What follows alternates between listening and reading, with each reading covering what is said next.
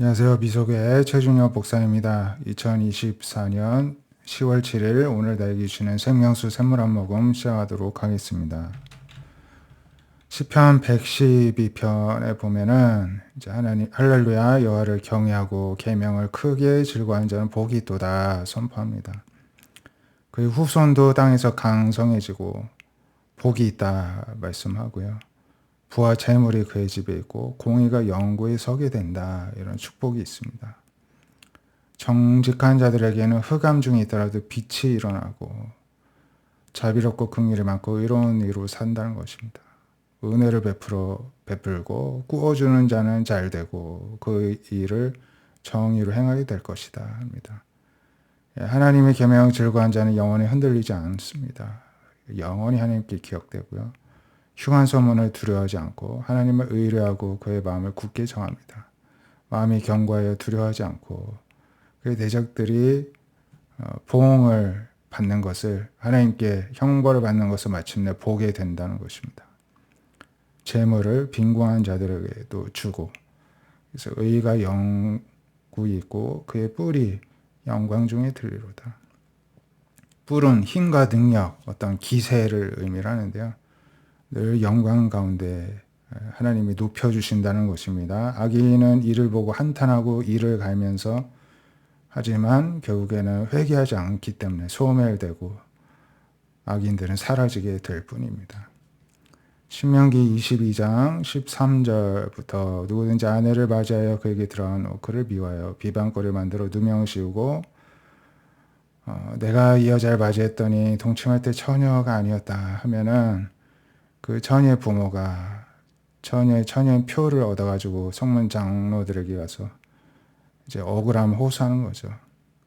내 딸을 이sam하게 아내를 줬더니 비방거리가 되게 했다. 처녀가 아니라는데 내 딸의 처녀의 표적이 여기 있다 하고 그 부모가 그 자리옷을 이제 성읍 장로들한테 증거를 제출하면은 장로들이 그 누명 씌운 사람을 잡아 때리고 은 100세겔을 벌금으로 받아서 그 여자의 아버지에게 주고 그 여자는 남편이 평생 버릴 수 없는 아내가 되게 하여서 그 일이 참되어 처녀의 표적이 이제 그의 아내가 되게 한다는 것이죠.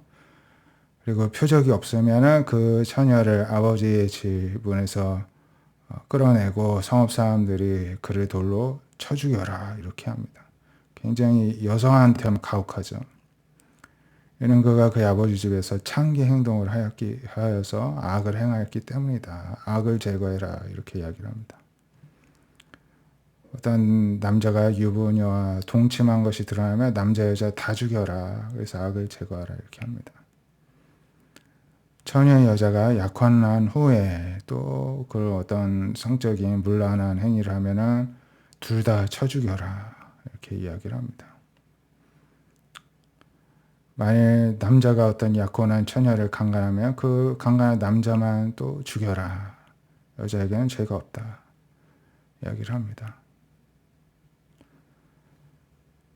만일 남자가 약혼하지 아니한 처녀를 만나 그를 이제 동침 중에 발견이 되면 동침한 남자는 처녀 아버지에게 은 50세겔을 주고 처녀를 아내로 데려와서 사무라는 것입니다. 그 처녀 욕보였기 때문에 이제 책임지라는 것이죠. 사람은 그의 아버지 아내를 취하여 아버지의 하체를 드러내지 말라. 근친상간을 또 금하는 법을 주셨습니다.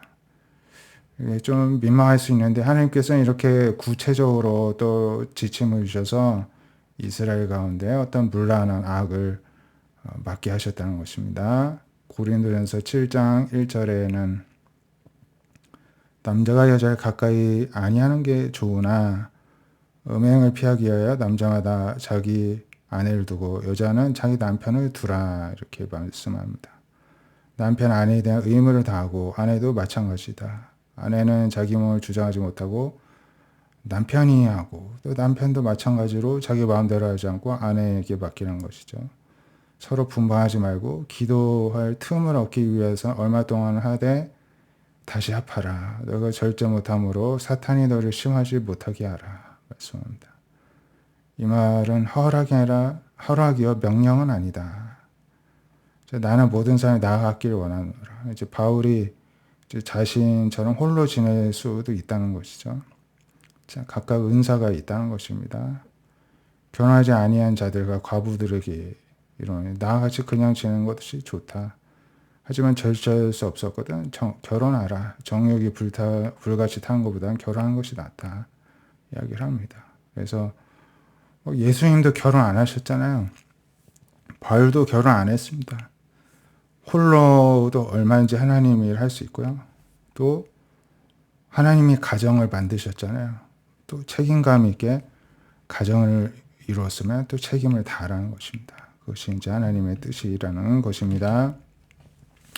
네, 기도하겠습니다. 하나님, 우리가 하나님을 온전히 의지하고 의뢰함으로 하나님께서 주시고자 하는 축복을 마음껏 누리고 자손 대대로 은혜를 입는 축복을 허락하여 주시옵소서. 또한 우리가 늘 하나님 앞에서 정결한 가정을 유지할 수 있는 믿음을 더하여 주시옵소서. 그래서 하나님 앞에 좀 더 부끄러움이 없게 하여 주시고 우리 하나님을 의지함으로 하나님께서 더욱더 큰 축복과 축복의 통로로 쓰임받는 우리 모두가 될 수 있도록 하나님께서 붙들어 주시고 함께하여 주시옵소서.